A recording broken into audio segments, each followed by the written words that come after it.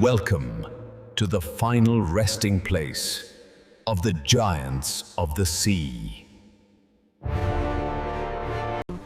This is the Ocean Giant, a massive supertanker that has sailed the world's oceans for 30 years. Its final voyage is a one-way trip to the beaches of South Asia, where it will be deliberately run aground. With a final shudder, the massive hull grinds to a halt on the tidal flats, its journey complete. This is the shipbreaking yard, a place where massive vessels are dismantled piece by hand and torch. The work is grueling, dangerous, and performed by thousands of migrant workers who defy the odds. The first task is to board the behemoth, a dangerous climb up the towering steel hull.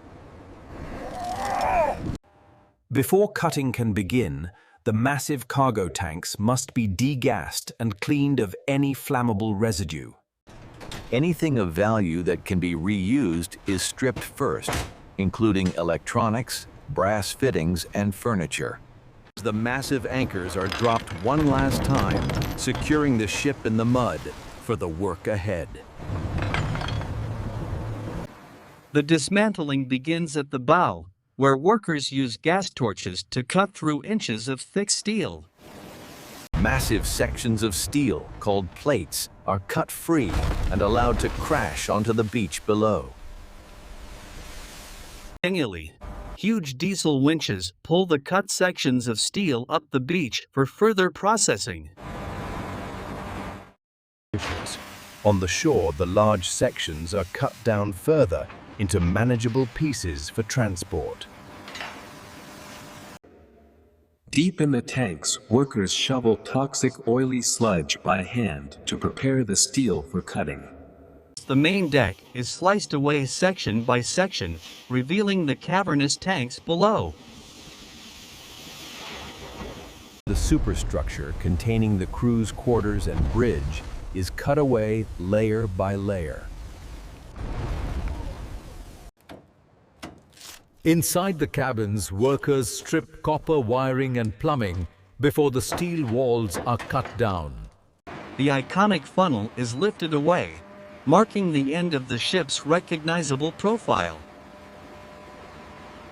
Specialized teams remove hazardous asbestos insulation to prevent contamination during the heavy cutting.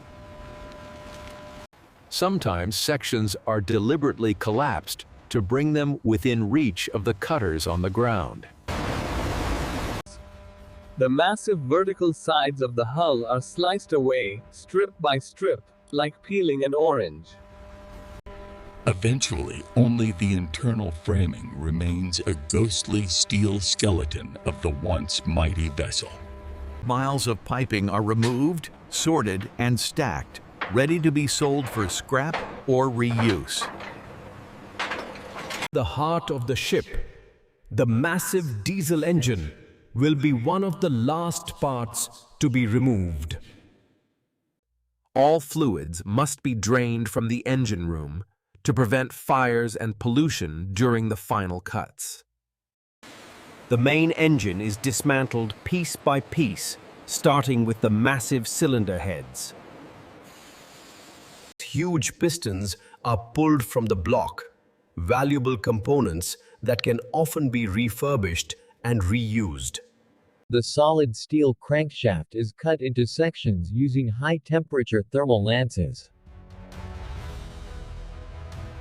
Finally, the massive main engine block is lifted free, destined to power a factory or be melted down.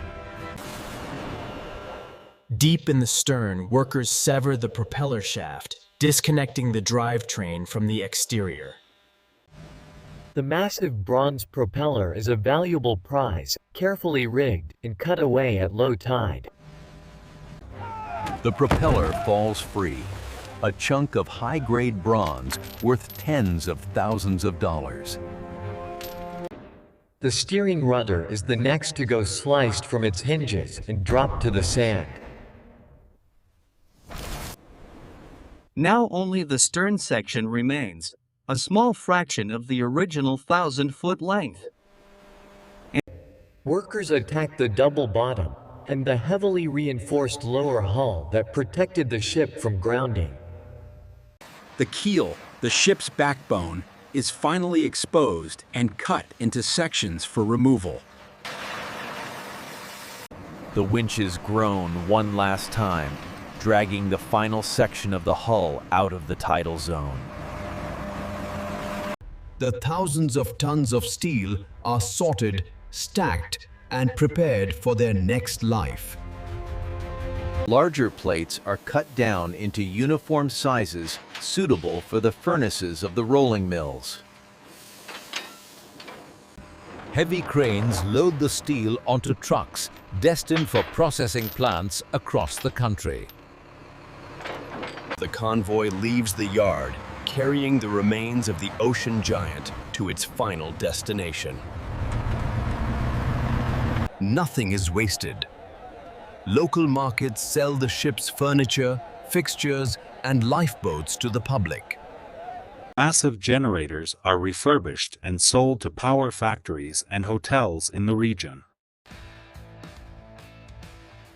The steel arrives at the rolling mills, where the final transformation takes place. In the electric arc furnaces, the ocean giant is melted down into liquid steel. The liquid metal is cast and rolled, forming new steel reinforcement bars for construction. The steel finds a new home in the foundations of skyscrapers, bridges, and homes. The process is efficient, but comes with a heavy environmental cost to the coastline. Open burning of waste releases toxic smoke, affecting the air quality for miles around. Safety standards are low, and injuries are a common reality for the men who break these ships. Yet for thousands of families, this industry provides a crucial lifeline and income. The spot where the giant once stood is now empty, erased by months of hard labor. But on the horizon, another vessel appears, ready to take its place in the cycle of steel. From ocean to beach to furnace to building, and the cycle of steel is endless. This is the hidden back end of global trade, dealing with the vessels that power our economy. It is a brutal, dirty, but essential job that keeps the world's steel in circulation. Every year, hundreds of ships end their lives here, feeding the hunger for recycled metal.